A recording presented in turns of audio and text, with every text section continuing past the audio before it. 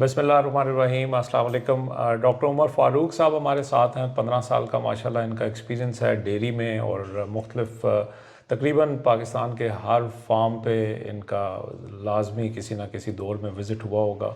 और इसी तरह मुख्तलिफ़ मिल्क प्रोसेसर्स के साथ भी इनने बहुत करीब से काम किया और अब इस वक्त डेयरी चैम्पियंस के नाम से अपना एक अदारा रन कर रहे हैं। और आज चूँकि हमारे साथ हैं तो मैंने कहा कि कुछ ऐसे तकनीकी सवालात, ख़ास तौर पे एक ऐसी प्रोडक्ट के बारे में जिसके बारे में हमारे डेयरी फार्मर्स के बहुत से सवालात होते हैं, तो उसमें डॉक्टर साहब आज हम बात करेंगे साइलेज इनोकुलेंट के बारे में। मेरा पहला सवाल ये है कि साइलेज इनोकुलेंट आखिर है क्या। दूसरा सवाल ये है कि कुछ फार्मर्स साइलेज इनोकुलेंट का इस्तेमाल करते हैं और कुछ नहीं करते, तो जो नहीं करते उनको क्या नुकसान है और जो करते हैं उनको क्या फ़ायदा है। जी जी, अस्सलाम वालेकुम जी, बहुत शुक्रिया शाह साहब। साइलेज, पहला आपका सवाल ये है कि साइलेज में डालने वाला इनाकुलेंट क्या चीज़ है। इनाकुलेंट बेसिकली एक मुफीद बैक्टीरिया है जो कि साइलेज में फर्मेंटेशन के प्रोसेस को यकदम बढ़ा देते हैं, उसको बूस्ट अप कर देते हैं। तो दूसरा आपका सवाल ये है कि कुछ फार्मर ये इस्तेमाल करते हैं और कुछ नहीं करते। देखिए, इसका एक फ़ायदा सबसे बड़ा तो ये है कि वही साइलेज जो 30 से 35 दिन में तैयार होता है, जब उसमें इनाकुलेंट का इस्तेमाल किया जाता है तो वो 10 से 11 दिन के बाद काबिल इस्तेमाल हो जाता है। ये तो एक इसका बुनियादी फ़ायदा है जो कि समझ में आता है।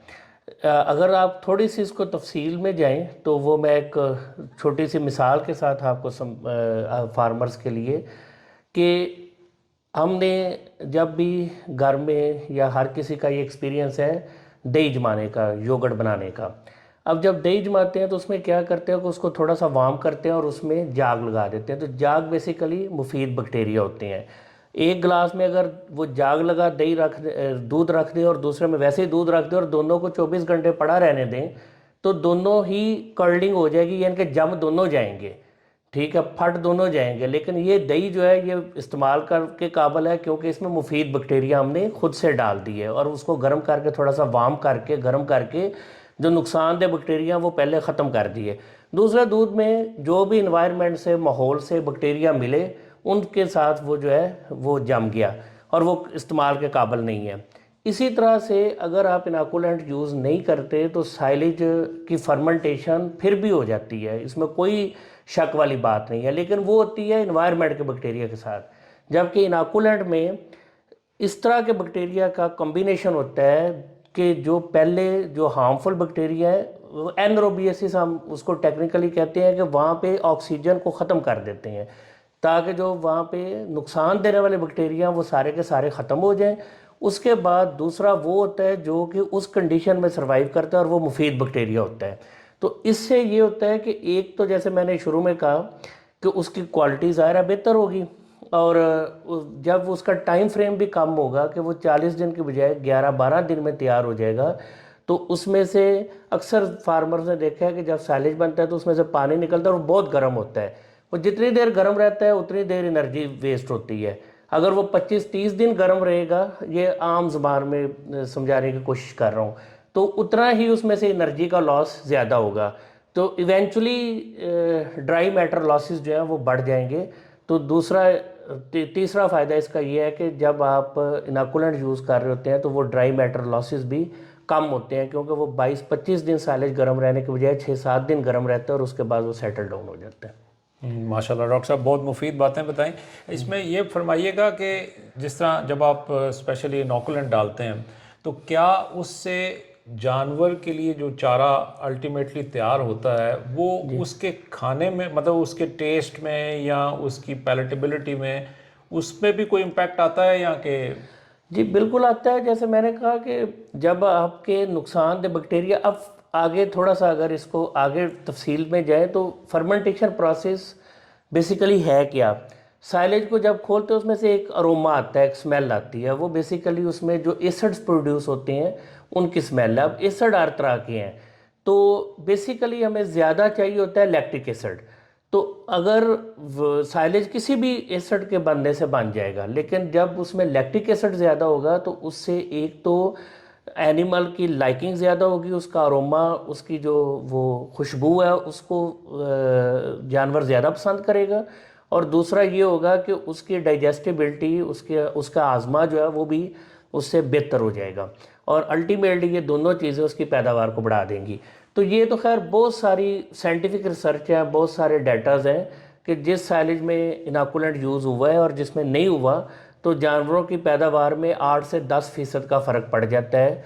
जो इसको यूज़ जिसमें हुआ है उसमें जब वो वाला साइलेज जब इस्तेमाल किया जाता है, जानवर वो वाला साइलेज खाते हैं। माशाल्लाह, इसका मतलब जो आपने दो तीन मोटी मोटी मतलब एक तो 8 से 10% का इजाफा उसकी दूध की पैदावार में, ये मैं समझता हूँ बहुत बड़ा एडवांटेज है डेयरी फार्मर के लिए। और दूसरा आपने बताया कि अगर आप इनोकुलेंट के बगैर तैयार करते हो तो आप कोई तकरीबन 30 से 35 दिन अपने बचा लेते हैं। तो मेरा ख्याल है ये भी। और इसमें एक चीज़ और जो सबसे ज़रूरी है वो ये है कि जो फंगस लगती है, जो फफूंदी लगती है, वो नहीं लगती जिस साइलेज में इनाकुलेंट इस्तेमाल होता है। तो अगर इनाकुलेंट इस्तेमाल ना करें तो 8 से 10% साइलेज तो वैसे ही वेस्ट हो जाता है उस फफूंदी की वजह से। दूसरा, जैसे एफ्लाटॉक्सिन के बहुत सारे मसाइल आते हैं जो कि दूध वाली कंपनियां उसमें इवन रेट भी कम कर देती हैं। तो इनाकुलेंट का इस्तेमाल उस फंगस, उस फफूंदी को भी बचाता है और अल्टीमेटली एफ्लाटॉक्सिन लेवल को नीचे रखता है एनिमल की बॉडी में। बहुत अच्छे। दूसरा ये कि इसमें मार्केट में जो इनोकुलेंट हैं वो पाउडर फॉर्म में भी अवेलेबल हैं और लिक्विड फॉर्म में भी अवेलेबल हैं, तो इन दोनों में क्या फ़र्क है? देखिए, बेसिकली ये बैक्टीरिया हैं जो पाउडर फॉर्म में अवेलेबल हैं, वो भी आपने पानी में या किसी चीज़ में हल करने हैं और वो बेसिकली इनर्ट बैक्टीरिया होते हैं, उन्हें डीएक्टिवेट किया होता है और उनमें उनका उनकी उनकी number of bacteria in 1 ml of the liquid वो कम होता है। ठीक है, जबकि जो लिक्विड फॉर्म में है, लिक्विड फॉर्म में बेसिकली उसका मीडिया उसके साथ होता है। मीडिया से मुराद ये है कि ऐसी चीज़ें जिसमें वो एक स्टेबल इन्वायरमेंट में ग्रो करता है, तो वो एक हिसाब का पूरी स्टेबल इन्वायरमेंट के साथ लिक्विड है। तो लिक्विड की ट्रांसपोर्टेशन थोड़ी सी मुश्किल है, उसकी सप्लाई चेन को मैनेज करना मुश्किल है। इंस्टेड ऑफ वो जो सॉलिड फॉर्म में है, साशे फॉर्म में है, वो ज़रा इजी है। इसलिए पाकिस्तान में ज़्यादातर कंपनियां जो हैं वो साशे वाला यूज़ कर रही हैं, जबकि ज़्यादा बेहतर जो है वो है जो लिक्विड फॉर्म में है। जी, बहुत शुक्रिया। आखिरी बस सवाल कि कुछ 2-3 चीज़ें अगर आप बता सकें कि अच्छा साइलेज बनाने के लिए किन चीज़ों का ख्याल रखना चाहिए। उसमें बहरहाल एक इनोकुलेंट है, वो ज़रा इस पर थोड़ी रोशनी डाल दें। जी, ये सी है जी, 4 सी हैं। उसकी कटिंग है एट अ प्रॉपर स्टेज, एक ख़ास स्टेज के ऊपर फसल की कटिंग है। उसके बाद चॉपिंग है। ठीक है, कि उसकी चॉपिंग का साइज़ जो है वो बड़ा मैटर करता है कि उसको प्रॉपर साइज़ पे आपने चॉप करना है, प्रॉपर मशीन के साथ चॉप करना है। तीसरी चीज़ जो है वो कंपैक्शन है। 3rd C is for compaction. उसकी प्रॉपर कंपैक्शन जिसको कहते हैं कि उसको पंजाबी में लताड़ना कहते हैं, कि उसको आपने प्रेस करना है प्रॉपर तरीके से ताकि उसके अंदर से जितनी एयर पॉकेट्स हैं वो सारी ख़त्म हो जाए।